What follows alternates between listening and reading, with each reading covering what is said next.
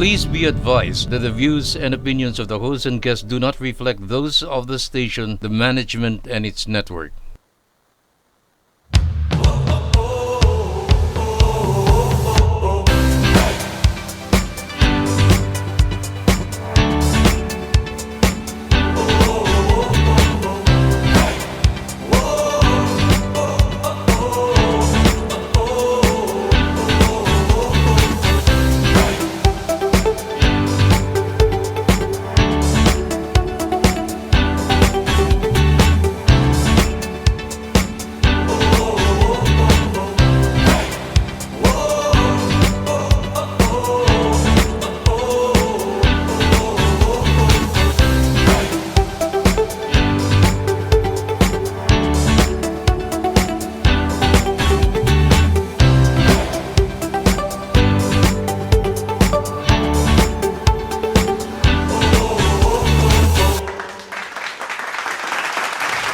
Hello everyone! Welcome to Millennial TV. We are bringing you another episode of your weekly dose of relatable discussions here on Millennial TV, this is our time. Yan, Ayan. i-introduce na natin ang ating mga Kaya co-hosts. nga.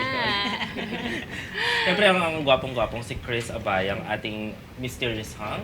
Of course, ang sweet sunshine ng Paranaque, Yulivay Polak, and ang ating co-host naman for Ang today. pseudonym. who's Yes! filling in. Thank you for May filling pseudonym na in. So, sa akin ano siya, Princess M.M. Ano na ba? Ano ba? Kayo, isipan niyo ako. Sige, mag-iisip tayo. Pero, we don't have all day para mag-isip. Oo, no? Talagang dito. Hi, everyone! Thank you for being here again, ha? Yeah, thank you din for always having me, Milano Bercada. This is Jasmine Cacho. Yes. So yun nga, di ba pinag-uusapan natin, it's going to be another relatable episode, Chris. Ano nga ba topic? Pag-uusapan natin ngayon yung mga something na nakakainis, which hindi na ako nahihirapan. Bago ba yung Naparada bago ba yung term na yan? Bago. Pet peeve? No! Yeah, actually, hindi siya masyado kasing common in Filipino culture. Ah. Wala siyang parang direct translation na, ano ba, parang nakakaasa. Na Tsaka Tagalog. iba, some people nako-confuse nga sila ng pet peeve. Ah. Anong pet peeve mo? Like, wala akong pet. Anong pet peeve mo? Like, parang favorite ba yan? Ikaw, Chris, let's start with that muna. Ano yung pet peeve ba kasi?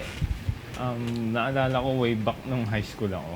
Pero actually hanggang ngayon naman kasi nagko-commute pa rin ako. Yun nga, tuwing magko-commute ako, pag bumabay ako ng umaga, yung tipong antok pa lahat, tapos may nagkukwentuhan sa jeep Yeah. ng napakaaga, tapos ang lakas-lakas ng boses. Tapos yung isa pa yung may kausap sa cellphone na napakalakas. Malakas. Na hindi Kaya naman siya ganun naka-loudspeaker. hindi naman siya matanda para Hindi niya marinig. Oo, yun.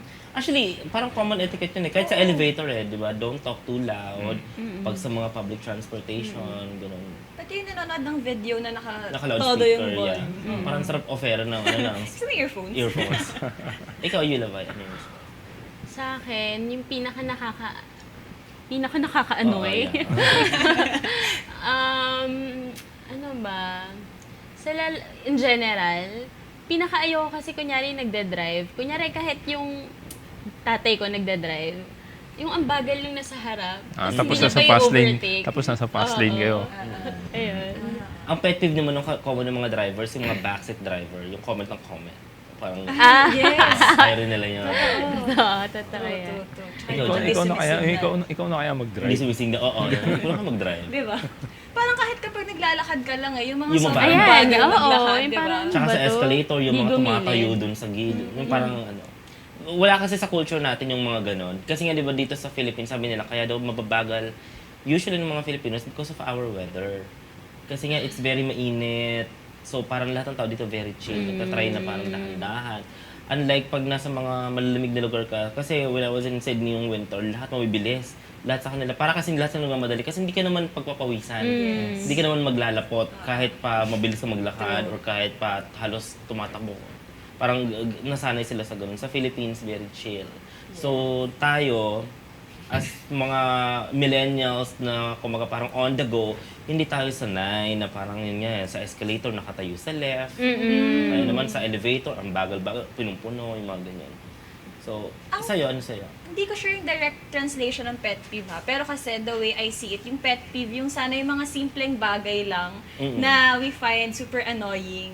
Ako, may iba-iba akong pet peeve pero parang ang top of mind ko, in general, yung mga disrespectful na tao sa mga staff, waiter, mga service crew, ganyan. Yeah. Pero in work, I think yung pet peeve ko naman sa work ay yung mga tao na hindi sumusunod sa process. Yung parang okay. mga simple processes na kailangan, na gustong ipatupad ng isang work environment tapos hindi sinusunod. Yun yung pet peeve ko sa work. Tapos, kayo ba, may pet peeve kayo sa friends naman? Sa friendship pala, friendship. Ako yung mga matatagal mag-reply. Parang Sa iba-iba. online ka naman, parang Oo. gano'n. Not even in friendship, na any connection, parang yung parang, you're online, you're active, ganyan. Parang, I get it naman na parang some people, just because they're free, may free time sila, doesn't mean they're always available. Parang if it's going to be a pattern kasi, na parang, ako pagka-reply mo, priority kita na parang, di ba? Tsaka ayoko nun yung parang mag-message sa akin ng MA Yes! or hi. And then, anong concern? Like, let me know kasi It gives you anxiety. Oo, anxiety pa. Diba? Tsaka parang it's counterproductive na parang I have to, di ko kayo naman, musta? Ay, hindi ka na, utang ba to? Even sa office, sa work environment, for example, magchat-chat, hi MA, and then that's it. Parang, okay guys, ang common practice dapat dyan is greetings, the message, and then thank you. Yes. So that, if ever mo na makita ko siya, like 5 minutes after, o kaya naman an hour after, magre-reply ako ng kung ano na yung kailangan mo. Parang, I know some people kasi dito sa Philippines, masyado tayo na over-cautious na parang, pwede magtanong, Ay, oo. magtanong ka na, parang gano'n. O kaya naman parang, hi, parang they're just checking kung online ka, tapos kung offline ka. Pero kasi, yun nga, sabi ko, ang daming distractions, lalo na ngayon sa panahon natin. So parang akin, in order for you to get your answer, na kung gusto mo instant, kailangan naka-detail na lahat. So parang, I think that is something that we have to improve on. That's just me when it Siguro, comes to siguro connections. iniisip ng iba pagka direct, kunwari, unang message mo, sinabi mo na lahat. Parang, ano ba to, ngayon lang to nag-message tapos ganito. Oh, na. yeah. may ganun Some din. people kasi yung iniisip din nila eh, parang masyadong intrusive, or parang, what if bad news, o kaya naman what if it's something na parang, kailangan ready ka muna na he has the full attention.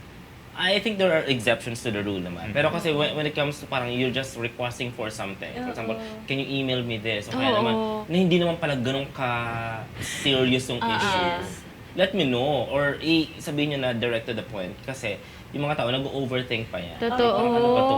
Emergency ba? 2 a.m.? Ano to? Magko-confess na ba to? Oh, as generation na punong-puno ng anxiety sa katawan, True. kailangan natin, it will save us time pagka sinabi Yeah. mo agad kung ano yung kailangan. Ako, mga common pet peeves ko pa is, ano naman, it's for everyone.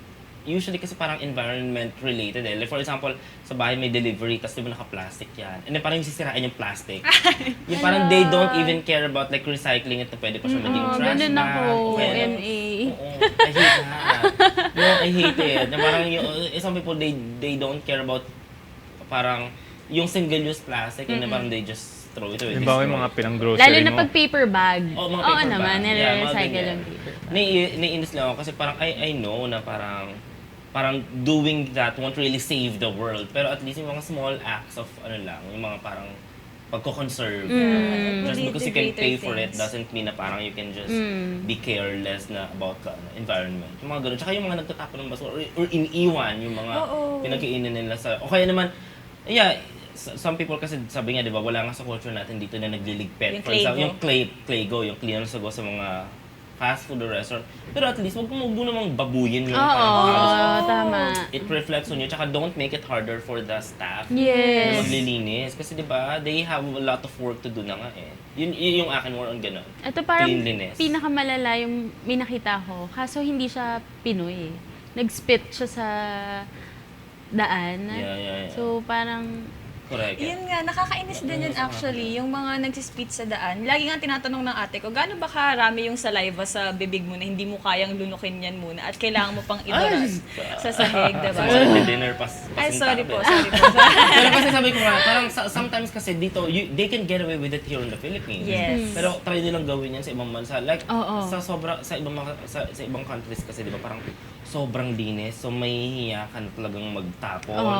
Tapos, parang yung discipline sa kanila ibang klase. Tapos, even yung chewing gum sa Singapore, bawal.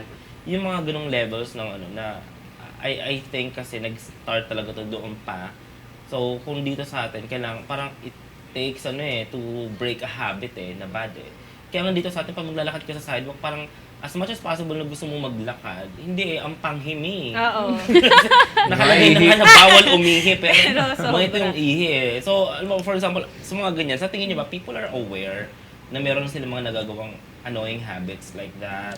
Feeling Hindi, ko especially- hindi. Hindi, I don't think so. Hindi sila aware? Especially kung habit na talaga. Yes. Yun nga yung kung nakagawian nila, tsaka, or yun yung nakita nilang ginagawa ng parents nila. Yes, yun yung problem kapag habit na talaga siya. Like, nakasanayan nila from the very beginning na parang mannerism na nila yung ganon. Tapos wala pang pumupuna.